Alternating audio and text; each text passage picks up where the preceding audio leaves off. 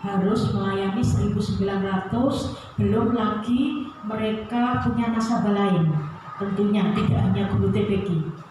Sehingga banyak sekali, hampir 24 jam telepon masuk ke saya, Bu Hidayah, saya sudah di depan BNI. Loh, saya lihat jam masih jam 3. Nah, sholat subuhnya gimana Ibu? Ya di depan sini aja Ibu. Mohon maaf ya. Tapi alhamdulillah sampai hari ini laporan dari 31 penduduk kecamatan sudah 96% tuntas.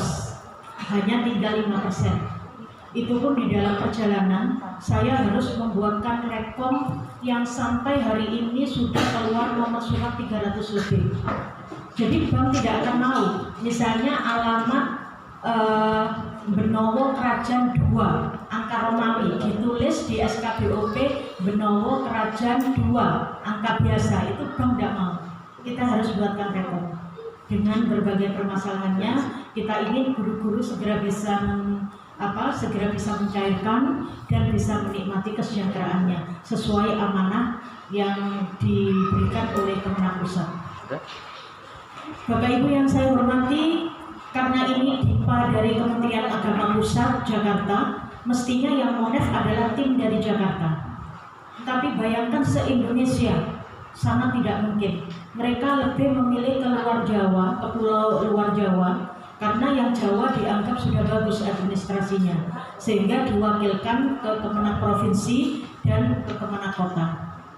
Provinsi kemarin sudah monef, tapi hanya minta satu lembaga. Saya bilang, loh, ini 1923, kok hanya minta satu? Ya sisanya kota biar yang jalankan. Enak sekali.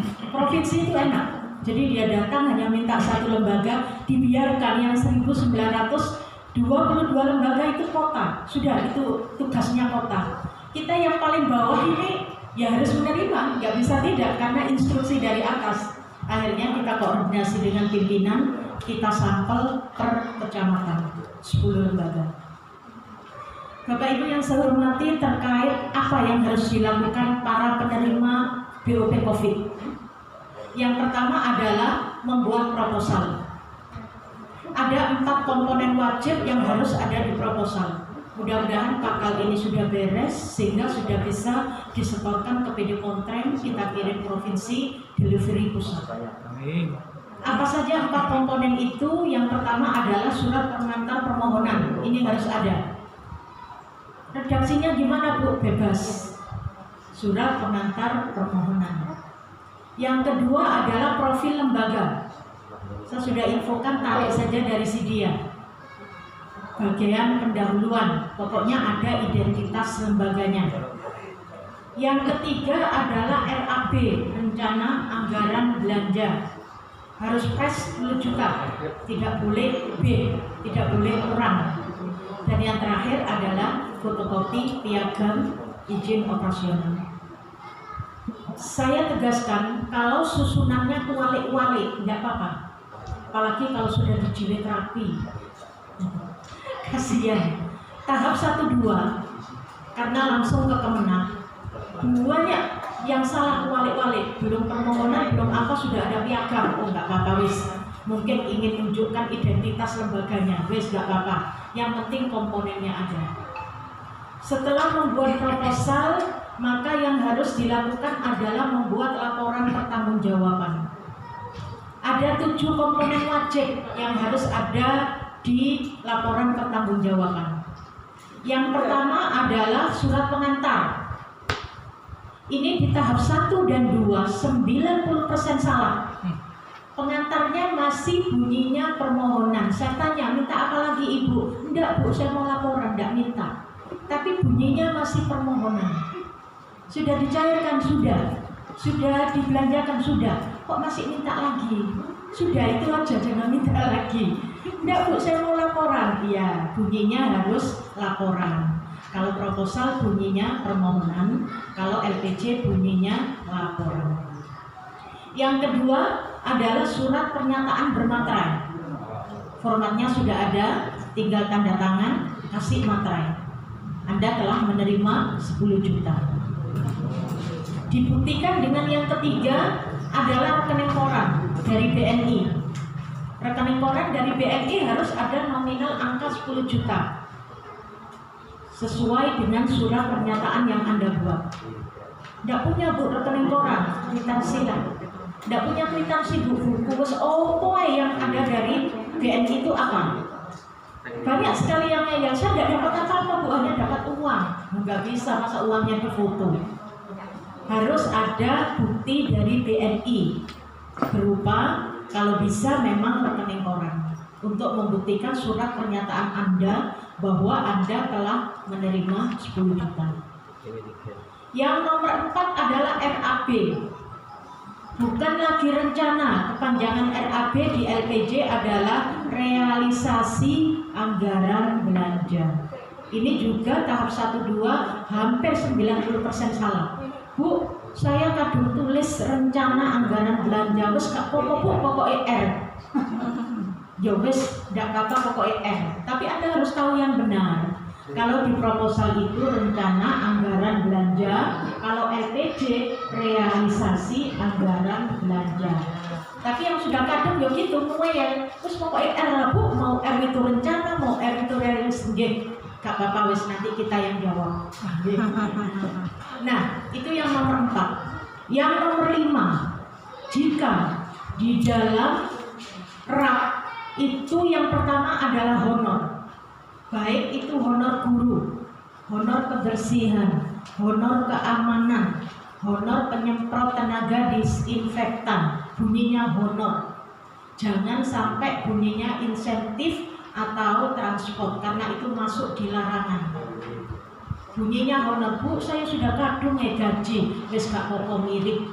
Bu saya kadung bisyarah, itu bahasa Arab, mungkin Anda orang Arab wis gak apa-apa. Yang tidak boleh itu insentif transport, itu tidak boleh.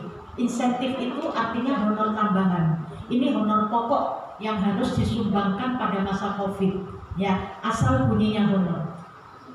Kalau di dalam RAB itu bunyinya honor, maka yang harus dibuat pertama kali adalah tabel penerimaan.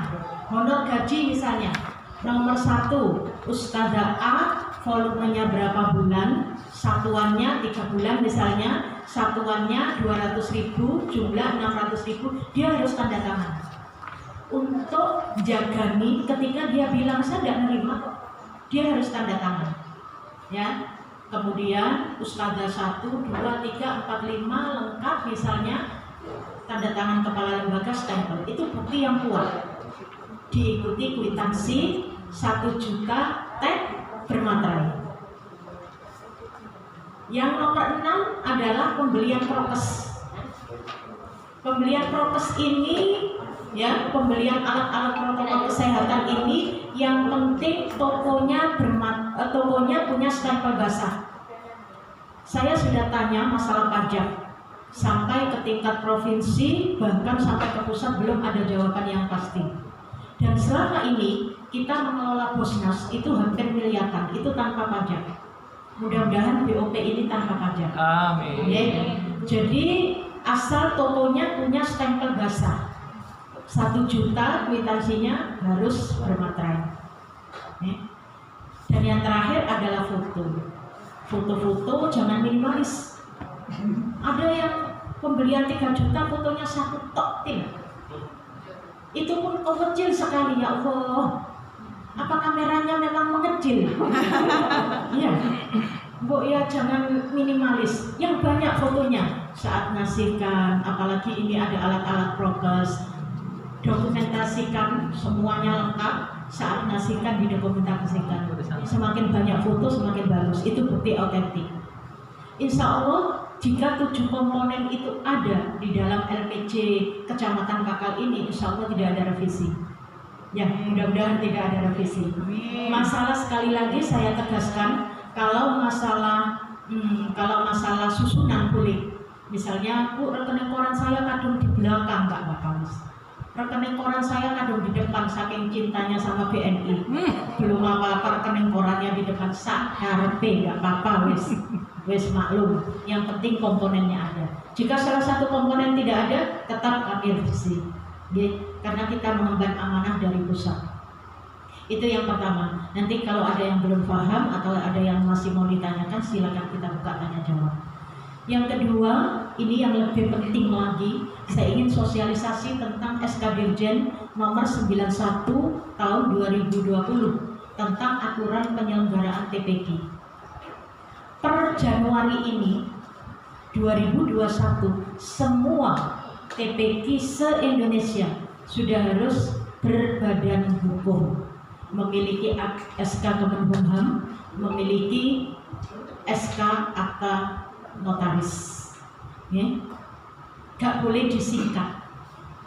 Malah ada yang tanya saya, Bu, saya mau minta regulasinya TPQ ber-BH. Bingung saya, baru bangun tidur. Apa Bapak? TPQ itu loh yang berbadan hukum, lagi itu pintar dipanjangkan dulu.